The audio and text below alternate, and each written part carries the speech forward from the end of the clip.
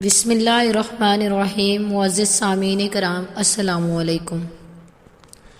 نواسۂ رسول شہید کربلا حضرت حسین رضی اللہ عنہ کی شخصیت کسی تعارف کی محتاج نہیں۔ آپ رضی اللہ تعالی عنہ خاتون جنت حضرت فاطمہ الزہرا اور شیر خدا خلیفہ چہارم سیدنا حضرت علی المرتضیٰ کرم اللہ کے لخت جگر اور نواسۂ پیغمبر علیہ السلام ہے۔ مورخ اسلام مولانا شاہ معی الدین ندوی رحمۃ اللہ فرماتے ہیں، اس لحاظ سے آپ کی ذات گرامی قریش کا خلاصہ اور بنی ہاشم کا عطر تھی۔ اللہ کے رسول حضرت محمد صلی اللہ علیہ وآلہ وسلم بار بار امام حسین کو بلند کر کے دنیا کو یہ بتاتے تھے کہ حسین مجھ سے ہے اور میں اس حسین سے۔ اے لوگو، اگر حسین پہ کوئی مشکل وقت آ جائے اور یہ تم سے مدد طلب کرے تو اس کا ساتھ دینا، کیونکہ یہ جنت کے نوجوانوں کا سردار ہے، میرا خون ہے، میری اولاد ہے۔ لیکن افسوس، ابھی رسول اللہ صلی اللہ علیہ وآلہ وسلم کی رحلت کو تھوڑا ہی وقت گزرا تھا کہ کربلا کے میدان میں ایک طرف لاکھوں کا مجمع تھا تو دوسری طرف وہ حسین جس کو اللہ کے رسول اپنے کندھوں پر سوار کرتے تھے۔ امام حسین علیہ السلام اپنے نانا کی امت سے بار بار کہتے رہے کہ کیوں میرا راستہ روکا ہے؟ اے لوگو، پہچانو، میں تمہارے نبی کا نواسا ہوں۔ کیوں 3 دن سے میرے بچوں کو بھوکا رکھا ہے؟ کیوں میرے عزیز و قارب کو شہید کیا ہے؟ بتاؤ، کیا میں نے رسول اللہ کی شریعت میں ترامیم کی ہے؟ کسی انسان کا حق کھایا ہے؟ کسی انسان پہ ظلم کیا ہے؟ اتنے میں فوج یزید ایک آواز میں کہنے لگی، اے حسین، ہم سب تجھے تیرے بابا علی کے بغض میں قتل کر رہے ہیں تاکہ یزید ہماری جھولیاں دولت سے بھر دے۔ امام حسین نے فرمایا، اے لوگو، آج جس اسلام کا علم تمہارے ہاتھوں میں بلند ہے، یہ علم میرے بابا علی نے بلند کیا ہے۔ مت بھولنا، خیبر و خندق میں اگر علی نہ ہوتے تو اسلام کی فتح ناممکن تھی۔ وہ علی جس نے پوری زندگی اسلام کی تبلیغ کی، حق کو بلند کیا، رسول اللہ کی حفاظت کی، آج اس علی کو یہ اجر دے رہے ہو؟ اے لوگو، بتاؤ، اللہ کے رسول نے بار بار میرے بابا علی کا ہاتھ بلند کر کے فرمایا تھا کہ جہاں حق ہوگا وہاں علی ہوگا، جہاں علی ہوگا وہاں حق ہوگا، اور آج اس علی اور اولاد رسول کو یہ اجر دے رہے ہو۔ اتنے میں یزید کی فوج کے سپہ سالاروں نے دیکھا کہ کہیں فوج میں بغاوت نہ ہو جائے۔ اے شمر، کیا دیکھ رہے ہو؟ حملہ کرو۔ ہم لاکھوں کی فوج نے جب رسول اللہ کے نواسوں پہ حملہ کیا، امام حسین علیہ السلام نے اللہ کا نام لیا اور ذوالفقار کو نیاز سے نکالا۔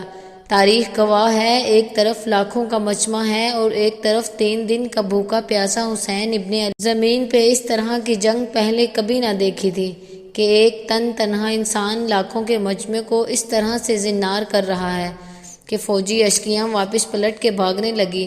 امام حسین فوج یزید سے مخاطب ہو کے فرماتے ہیں، آؤ 3 دن کے بھوکے کی جنگ دیکھو، 3 دن کے پیاسے کی جنگ دیکھو، رسول کے اس نواسے کی جنگ دیکھو، اور اس کی جنگ دیکھو جس کا جوان بھائی مارا گیا، جس کے جوان بیٹے کو نظروں کے سامنے قتل کیا گیا، جس نے اپنے ہی ہاتھوں سے اپنے بچے کی قبر بنائی۔ امام حسین شیر کی طرح فوج یزید سے لڑ رہے ہیں۔ اتنے میں آواز غیب آتی ہے، حسین، تیرا اللہ تجھ سے راضی ہوا۔ بس اس صدا کا سننا تھا، امام حسین علیہ السلام نے اپنے ذوالفقار کو تھام لیا۔ اتنے میں عمر بن سعد کہتا ہے، شمر، کیا دیکھ رہے ہو؟ یہ علی کا شیر ہے، اس کو موت دینا ناممکن ہے، جاؤ خیموں کو آگ لگا دو۔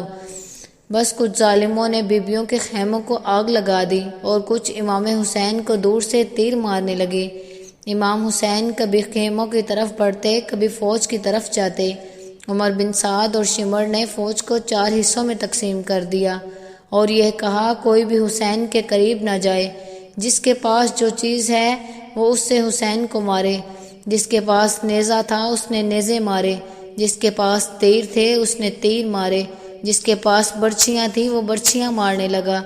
تاریخ نے لکھا ہے، جس کے پاس مارنے کے لیے کچھ نہ تھا وہ کربلا کی گرم زمین سے مٹی اٹھا کے امام حسین کی طرف پھینکتا رہا۔ معزز سامعین کرام، امام حسین کے جسم مبارک پر ہزاروں زخم لگتے رہے۔ آپ کے جسم مبارک پر اتنے تیر تھے کہ آپ کا جسم مبارک نظر تک نہیں آ رہا تھا۔ بس جیسے ہی نواسۂ رسول گھوڑے سے زمین پہ آتے ہیں، فوجیں یزید جھومنا شروع کر دیتی ہیں، لیکن اتنے میں وہ گھوڑا جس پہ آپ سواری کیا کرتے تھے وہ امام حسین کے چاروں طرف گھومنا شروع کر دیتا ہے تاکہ ان تینوں میں سے اپنے آقا حسین کو بچا لوں۔ وہ گھوڑا دوڑ ہی رہا تھا کہ اتنے میں عمر بن سعد نے کہا، اے لوگو رکو، میں نے اپنی آنکھوں سے دیکھا تھا اس گھوڑے پہ اللہ کے رسول سواری کرتے تھے، کہیں تیر اس گھوڑے کو نہ لگے اور یوں تیروں کو چلانا بند کیا گیا۔ افسوس ان لوگوں پہ کہ ان لوگوں کو اس گھوڑے کا تو احترام معلوم تھا جس پہ رسول اللہ سواری کیا کرتے تھے، لیکن اس حسین کا احترام بھول چکے جن کو اپنے کندھوں پر سوار کر کے امت کو دکھایا کرتے تھے۔ امام حسین علیہ السلام زمین کربلا پہ اپنا سر رکھ کے اللہ کا شکر ادا کر رہے ہیں، اور وہاں یزید کے مختلف سپاہی امام حسین کا سر کاٹنے کے لیے قریب آتے ہیں۔ جو بھی قریب آتا امام حسین کے سر کو دیکھتا تو اسے امام حسین کے چہرے میں رسول اللہ کا چہرہ نظر آئے اور وہ چیخ کے دور چلا جائے، تو اتنے میں شمر کہنے لگا، یہ کام مجھ سے ہی ہونا ہے۔ جیسے ہی شمر نے خنجر امام حسین کے گلے پہ رکھا تو وہ دیکھتے ہیں امام حسین کے لب ہل رہے ہیں۔ اس نے سوچا، ہم نے حسین کا پورا خاندان قتل کر دیا، 3 دن تک حسین کے بچوں کو پیاسا رکھا، شاید حسین ہمیں بد دعا دے رہے ہوں گے۔ سننے کے لیے کان قریب کیے تو کیا سنے، امام حسین علیہ السلام اللہ کے دربار میں اللہ کی نعمتوں کا شکر ادا کر رہے ہیں کہ اے اللہ تیرا شکر ہے کہ اس عظیم امتحان کے لیے تو نے اس حسین کو چنا۔ اتنے میں امام حسین نے آنکھیں کھولی اور شمر سے کہا، اے شمر، کیا تو نہیں جانتا میں رسول اللہ کا نواسا ہوں، جنت کا سردار ہوں، حق پہ ہوں، بے جرم ہوں؟ شمر نے کہا، ہاں مجھے معلوم ہے۔ پھر آپ نے فرمایا، تو کیوں قتل کر رہے ہو؟ شمر نے کہا، تاکہ یزید میری جھولی دنیاوی دولت سے بھر دے۔ یہ کہتے کہتے شمر امام حسین کا گلا کاٹتا رہا اور فوج یزید مسلسل جھومتی رہی۔ امام حسین کے سر مبارک کو نوکس نام پہ بلند کیا گیا۔ بی بی سکینہ کو تماچے مارنے لگے، رسول اللہ کی نواسیوں کے سر سے چادروں کو لوٹ لیا اور امام حسین کے جسم مبارک کی توحید کرنے لگے۔ تاریخ نے لکھا، امام حسین کے جسم پر جو چیزیں تھیں ان کو لوٹنے لگے۔ اتنے میں ایک شخص امام حسین کے جسم کے قریب آیا۔ امام حسین علیہ السلام کے ہاتھ میں ایک انگوٹھی تھی، وہ اتارنے کی کوشش کرنے لگا۔ جب وہ نہ اتری تو اس ظالم نے انگلی کاٹ کر وہ انگوٹھی نکال لی۔ آپ کے جسم مبارک کو رسیوں میں باندھ کے کربلا کی گرم زمین پہ ادھر سے ادھر ترایا گیا۔ اتنے میں عمر بن سعد نے کہا، اے شمر، حسین اور اس کے ساتھیوں کی لاش کا وہ حشر کرتے ہیں کہ رہتی دنیا تک کوئی بھی یزید کے خلاف آواز نہ اٹھائے۔ سب کے جسم سے سروں کو کاٹ لو اور سب کی لاشوں کو پامال کر دو۔ زمین کربلا گواہ ہے، کہیں سے کوئی قبیلہ اٹھ کے آتا ہے اور کہتا ہے کہ ہم ان کی لاشوں کو پامال ہونے نہیں دیں گے۔ کہیں بی بی ام لیلہ کا قبیلہ آ کے کہتا ہے کہ ہم علی اکبر کا لاشا پامال ہونے نہیں دیں گے۔ کہیں رباب کے قبائل کے لوگ آتے ہیں، کہتے ہیں علی اصغر کی لاش کا پامال نہیں ہونے دیں گے۔ ایک شہید کی لاش پامال ہونے والی جگہ سے ہٹائی گئی۔ تاریخ گواہ ہے، صرف رسول اللہ کا اکیلا نواسا کربلا کی گرم زمین پہ پڑا رہا اور مغرب کے گھوڑے مشرق کی طرف اور مشرق کے گھوڑے مغرب کی طرف دوڑتے رہے۔ اس کے بعد حسین کا جسم پامال ہوتا رہا۔ امام جعفر صادق علیہ السلام فرماتے ہیں، میرا سلام ہو میرے اس غریب دادا پر جس کی لاش کو اس طرح سے پامال کیا گیا کہ ان کی دائیں پسلیاں بائیں پسلیوں کی طرف چلی گئی اور بائیں پسلیاں دائیں پسلیوں کی طرف چلی گئی، جن کا سینہ اور پشت ایک ساتھ ہو گیا۔